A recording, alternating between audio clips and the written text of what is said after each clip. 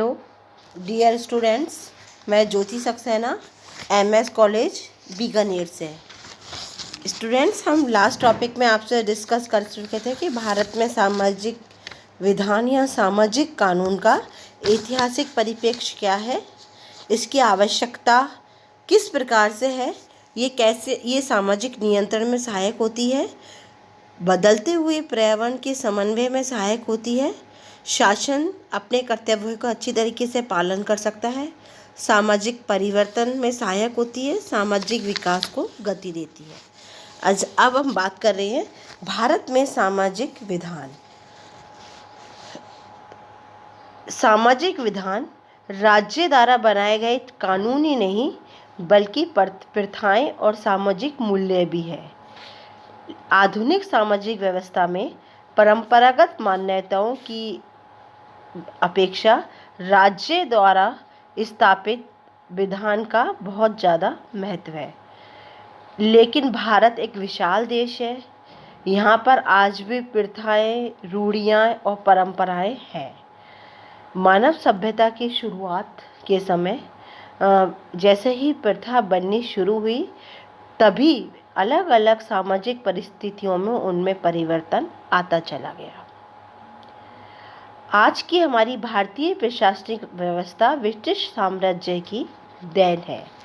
जब 1600 में east India company Bharat आई थी और 1773 में रेगुलेटिंग एक्ट बना था, उसके बाद कंपनी को भारत की शासन व्यवस्था के सारे अधिकार मिल गए थे, जो 1857 की क्रांति के बाद कंपनी के हाथों से निकलकर सीधे ब्रिटिश ताज के पास चले गए थे।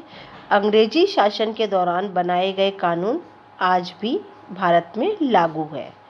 भारत की विधि निकाय का विश्व के प्रजातांत्रिक देशों की प्रणाली में एक महत्वपूर्ण स्थान है।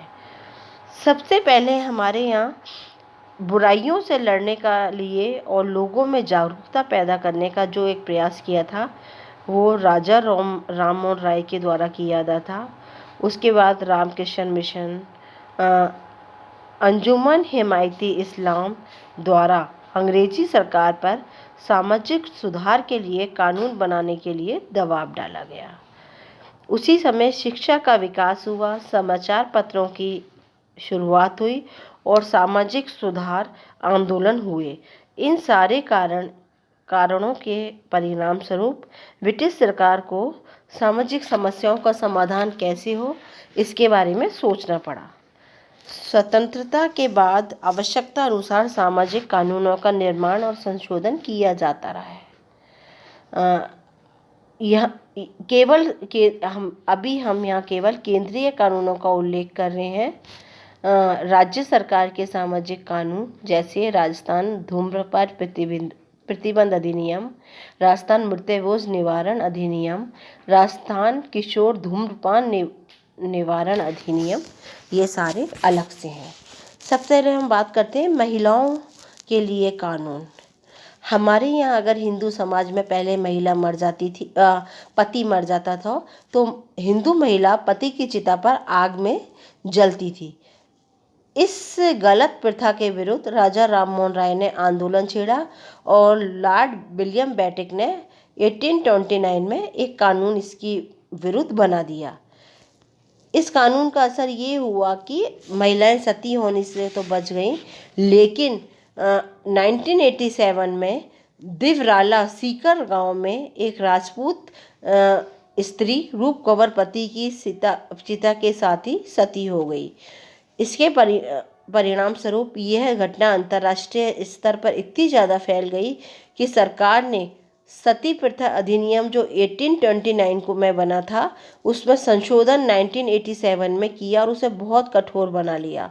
साथ ही हिंदू विधवा पुनर्विवाह अधिनियम 1856, स्त्री और कन्याओं का अनैतिक व्यापार निरोधक अधिनियम 1956, दहेज प्रतिबंध अधिनियम 1961, विवाहित महिला का अलग से भरण पोषण अधिनियम 1946, महिलाओं का अश्लील चित्र निवारण अधिनियम 1986, प्रसूति लाभ अधिनियम 1961 जैसे बहुत सारे कानून बनाए गए।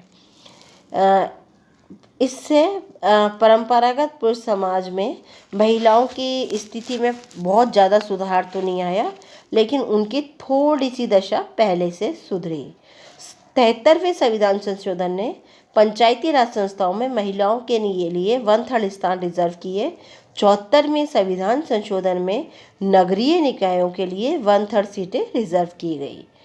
साथ ही संसद और राज्य विधानसभा में महिलाओं की 1/3 सीटें रिजर्व करने के लिए संविधान संशोधन विधेयक चल रहा है। इस विधेयक के पास होने के बाद संविधान में 330 के तथा 332 के नए आर्टिकल जुड़ जाएंगे। जनवरी 1996 में राजस्थान सरकार ने भ्रूण परीक्षण पर रोक लगा दी गई। भारत में की कुल महिलाओं की संख्या कुल आबादी की आधे हिस्से के समान है, लेकिन प्राचीन काल से महिलाओं पर अत्याचार, शोषण और इनके अन्याय किया जा रहा है। जैसे जैसे शिक्षा का विकास हुआ, ये हर क्षेत्र में पुरुषों के समान आने लगी। कार्यस्थल पर यौन उत्पीड़न, अश्लील हरकतें और अनावश्यक टीका टिप्पणी तथा बाजार मेलों में महिलाओं को पुरुषों के द्वारा अगर उन्हें सताया जा रहा है या परेशान किया जा रहा है, तो ऐसे में सुप्रीम कोर्ट ने 13 अगस्त 1997 को निर्णय सुनाते हुए कुछ ऐसे दिशा निर्देश दिए हैं जो कानूनी रूप से बाध्यकारी है। साथ ही ये सरकारी और निजी क्षेत्र में दोनों में ही इन नियमों को अपनाया जाएगा और इस निर्णय को अपनाया जाएगा और महिलाओं को संरक्षण दिया जाएगा। साथ ही यह भी न्यायालय ने तय किया कि कामकाजी महिलाओं का शोषण रोकने का प्रयास करें। इस संबंध में बैठकों का आयोजन हो, संस्थान के प्रमुख से शिकायत की जाए और शिकायत का निपटारा हो। इस समिति के अध्यक्ष महिला होना चाहिए तथा आधे सदस्य भी महिला ही हों। इस मुद्दे पर संस्था को इस समिति के साथ आवश्यक जोड़ा जाना चाहिए। इस प्रकार नियोक्ता की जिम्मेदारी थी कि यौन उत्पीड़न के बारे में नीति बनाना, गोपनीयता बरतने वाली शिकायत पद्धति बनाना, शिकायतों को दूर करना, यौन उत्पीड़न को अनुशासनात्मक अपराध मानना, जहाँ तक ऐसा आचरण कानून के अधीन आता है वहाँ प्रभावित व्यक्ति की सहायता करना। इस प्रकार महिलाओं के लिए बहुत सारे कानून बने गए हैं ताकि महिला घर में, बाहर मौखिक, शारीरिक या मानसिक रूप से प्रताड़ित नहीं की जा सके। बच्चों के लिए कानून, हमारे संविधान में बच्चों के लिए भी बहुत सारे कानून बने हैं। सबसे पहले बाल विवाह अवरोधक अधिनियम 1929, इसके द्वारा बाल विवाह पर रोक लगाने का प्रयास किया गया और इस कानून को 1978 में संशोधन किया गया। युवकों के लिए विवाह की आयु 21 वर्ष तथा युवतियों के लिए 18 वर्ष निर्धारित की गई।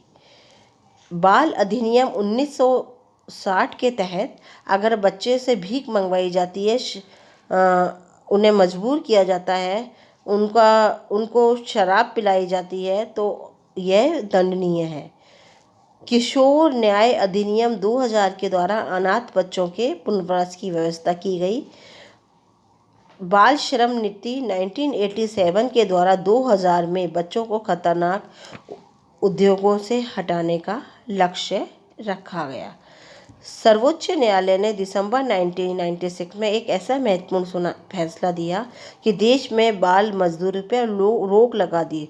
इस आदेश से बेरोजगार हुए बच्चों की अनिवार्य शिक्षा के लिए नियोक्ता और सरकार के 25,000 रुपये के अंशदान से कल्याण कोष का भी निर्देश दिया।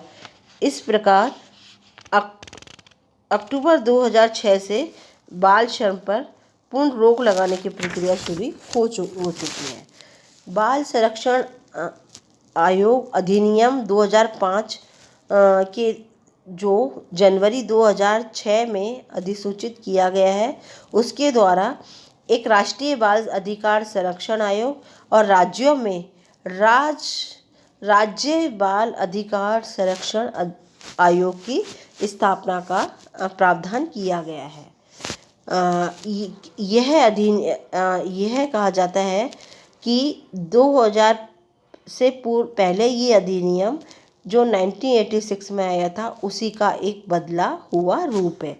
किशोर न्याय सुरक्षा अधिनियम 2002 की विशेषताएं थी कि देश में किशोर न्याय के लिए समान कानूनी ढांचा बनाना, यह निश्चित करना कि किसी भी परिस्थिति में कोई भी बच्चा जेल में ना जाए, बच्चों की देखभाल, संरक्षण, उनका विकास के बारे में सोचना, किशोर न्याय संबंधी प्रशासनिक कार्यों के लिए मापदंडों का निर्धारण करना। साथ ही ये कहा गया कि स्वैच्छिक संगठन भी ऐसे कर्तव्यों को निभाएंगे। यह अधिनियम जिला स्तर पर किशोर न्याय बोर्ड का गठन के लिए कहता है। साथ ही दंड प्रक्रिया संहिता 1973 के अनुसार ऐसी शक्तियां न्यायिक मजिस्ट्रेट को जो प्राप्त होती हैं वैसी ही शक्तियां इन किशोर न्याय बोर्ड को भी मिलेगी। किशोर अपराधियों को ऑब्जर्वेशन होम या स्पेशल होम में रखने के प्रावधान भी इस अधिनियम में किए गए हैं। किशोर अपराधी के नाम, फोटो और पहचान को सामने पब्लिकली ओपन करना इस अधिनियम में प्रतिबंधित किया गया है।